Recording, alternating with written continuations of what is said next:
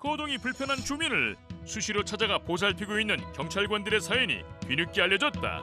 쌀과 라면 등 식료품을 전달하는가 하면 땔감을 구해 따뜻한 겨울을 날 수 있도록 도왔다는데, 올해로 2년째 어려운 이웃을 가족처럼 돌보고 있다는 박형조 경위와 오인성 순경을 사건 현장에서 만나본다.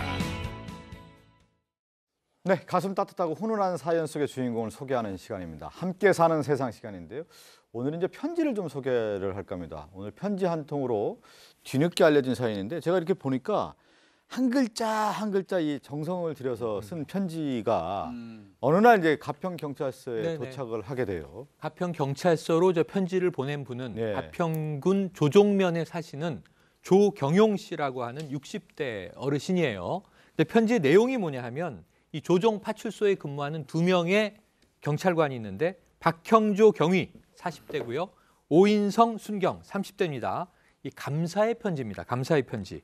이 2017년 12월에 무슨 일이 있었냐면, 형님 댁에 전화를 걸었더니 전화를 받았는데 통화가 된 게 아니고 신음소리만 수화기 너머로 들리더라는 거예요. 걱정이 될 수밖에 없죠. 그래서 이제 경찰에 신고를 했는데, 즉시 출동을 해서 그 집에서 위급한 상황에 있는 그 형님을 네. 구출해내고, 이 살려냈을 뿐만 아니라 그 이후에 잘 계시나 무슨 일이 없나 수시로 방문하면서 그분을 돌봐주는 모습에 큰 감명을 받았다. 네. 이런 경찰관들을 칭찬하고 싶다. 이런 감사 편지였습니다. 지금 말씀드린 것처럼 위급한 상황에서 잘 대처를 했고요. 이 대처뿐만 아니라 꾸준하게 이제 도움을 주고 있다는 2명의 경찰관의 얘기입니다. 그 중에 21년 차 베테랑 형사인 박형조 경위에게 출동 당시의 상황을 좀 더 자세히 들어봤습니다.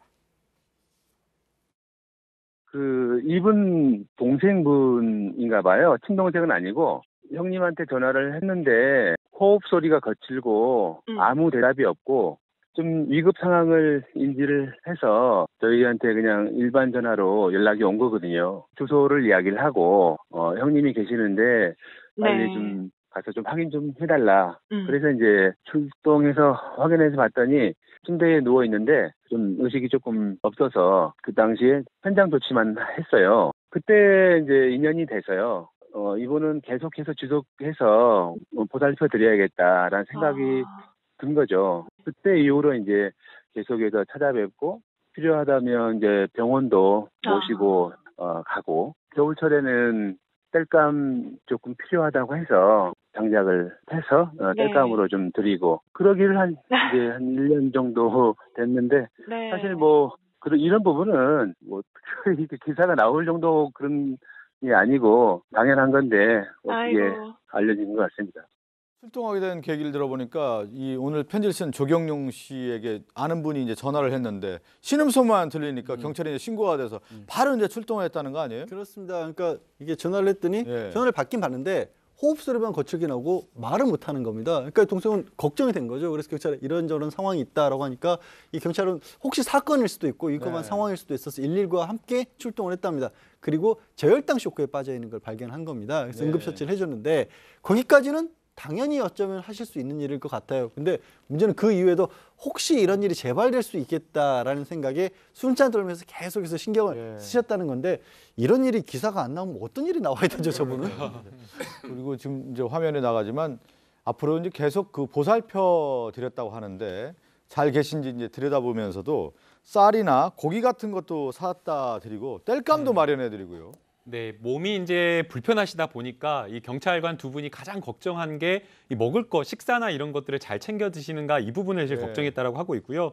그래서 이제 틈틈이 들러서 야채, 고기, 쌀, 그리고 통조림 등 이런 것들, 식자재를 다 챙겨 드렸다고 합니다. 또 이제 거기에 대해서 이제 겨울철 같은 경우에는 난방하는데 지금 이렇게 이 땔감을 직접 이렇게 톱으로 이렇게 써는 그런 모습 나오는데요.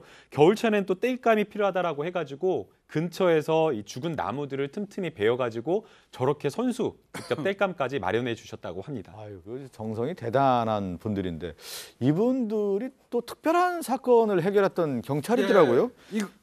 이거 우리 사건 반장에서 방송했습니다. 작년 11월 21일 날 가평에서 났었던 사건인데요. 그 사건은 11월 20일입니다.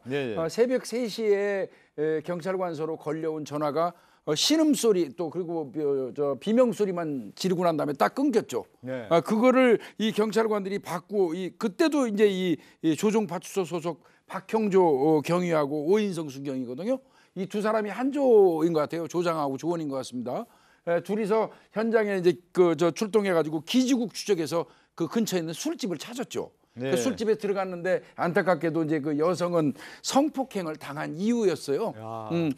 그런데 이제 그리고 이제 이 범인은 달아났는데 CCTV하고 막 이런 거 분석하고 주변 탐문해가지고 추적 끝에 3시간 만에 검거해서 우리가 여기서 칭찬한 적이 있었거든요. 그 사건의 주인공들입니다. 예. 지금 이거 생각을 하니까 기억이 나요. 그렇죠. 기억이 나는데 이 사건 해결했던 경찰관인데 지금 말씀드린 것처럼 낮에는 어려운 이웃을 찾아가 돕고요. 또 밤에는 또 다른 범인을 붙잡는 든든한 경찰의 얘기입니다. 오늘은 저희가 이제 제작진이 전화를 했을 때 마침 조경용 씨 댁에 방문했던 참이라고 합니다. 그래서 조경용 씨의 목소리도 잠깐 들을 수 있었는데 편지에 담지 못한 말을 저희가 담아봤습니다. 함께 듣고 올까요?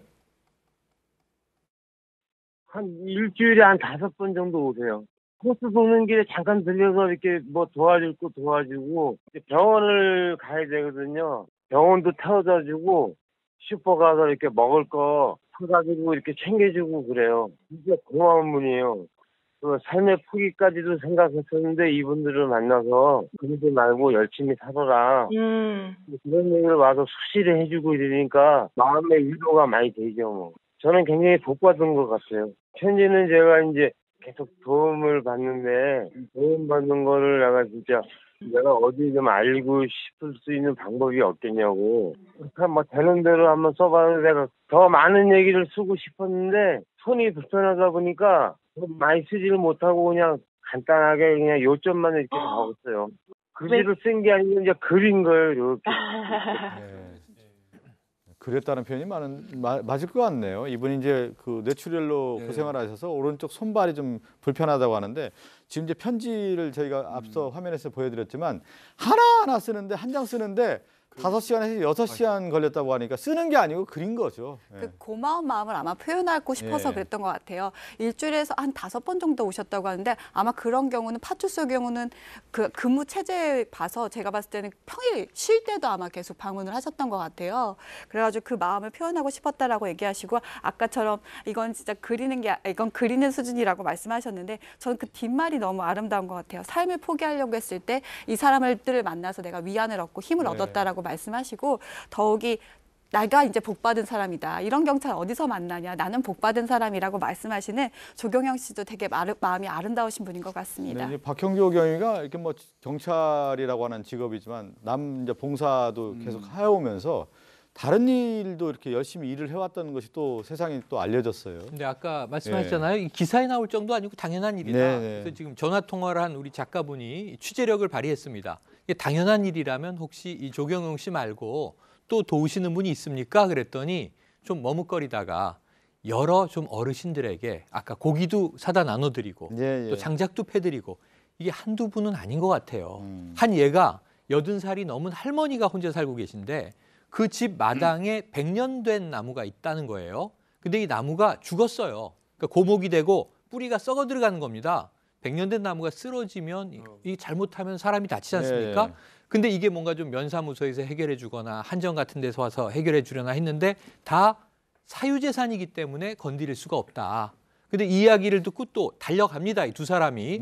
휴일날 장비를 사가지고 갔는데요. 전기톱, 그 외 기타 장비들. 이걸 다 사비로 사서 가서 그 고목나무를 싹 정리했다고 해요. 그 할머니가 너무너무 감사해하면서 이걸 또 이렇게 이 인터넷 게시판에 감사합니다 해서 올리셨다고 합니다. 한두 건 아닌 것 같습니다. 그 사진에 보면 이제 박형조 경위의 사진도 나오는데 오른쪽에 애띤 모습의 순경 한 분이 있는데 오인성 순경인데요. 이 이제 한 조를 이뤄서 이렇게 경찰관 일을 하고 있는데 오인성 순경은 어떤 생각을 하고 있을까? 오인성 순경의 얘기도 들어볼까요? 저는 뭐 여기 항상 많이 배우고 저는 운이 좋은 것 같습니다. 그러니까 멘토를 좋은 분을 만나서 한국에서 그냥 보조하고 옆에 열심히 하라는 대로 그냥 열심히 하다 보니까 이렇게 좋은 결과가 따르는 것 같아요. 하면은 또 네. 너무 감사해 하시는 분들도 많고 하니까 뿌듯하고 그냥 직업을 잘 선택한 것 같아서 좀 넘기고 싶고 그냥 저는 계급이 높고 승진을 빨리 하는 것보다 누군가 이렇게 감사해주고 제가 누구한테 도움이 되었다라는 것 자체가 그게 너무 기분이 좋은 것 같습니다. 그래서 저는 이대로 이렇게 도움이 되는 경찰관으로 남고 있습니다. 명언을 남기셨네요. 이렇게 도움이 되는 경찰관이 되겠다고 하는데 얼굴 잘생기셨네. 저 오순경은요, 제가 볼 때 좀 오지랖이 넓은 조장을 만나긴 했어요. 그러다 보니까 이제 경찰 일 플러스 이제 허드렛 일도 많이 하는데 이거 좋은 일입니다. 사실 뭐 아주 극히 일부분이지만 그냥 시간만 때우고 어영병하다가 퇴근하는 그 안일무사 그 조장도 있을 수 있거든요. 네, 그런 사람 만나면 진짜 시작하는 단계에서 경찰관 일 정말 잘못 배울 수 있거든요. 근데 이제 하여튼 뭐 저도 오늘 기분 좋습니다. 매일 뭐 이 경찰 잘못하는 것만 지적하다가 모처럼 이제 이거 하는 건데요. 맞습니다. 오순경 말대로 경찰은요 따뜻한 가슴으로 하는 겁니다. 예. 그리고 저는 오늘 보니까 직장도 그렇고 왜 군에서 그런 얘기 하잖아요. 쫄병이 좋은 상사 만나면 그것처럼 행복한 거 없잖아요. 오인성 순경 위에 또 박형조 경위의 모습을 보니까 좋은 한 줄을 잃었고 성실한 어떤 그 모습 자체가 우리 사회에 그 밝은 빛을 줬기 때문에 조경영이라는 분이 얼마나 감사했으면 그 5시간에서 6시간 동안 글을 써서 감사의 편지를 썼겠습니까? 그 하나만으로도 이 두 경찰관의 생활이 어땠는지를 분명히 그냥 그대로 보여주는 것 같습니다. 오늘 이 사건을 끝으로 좀 인사를 나누겠습니다.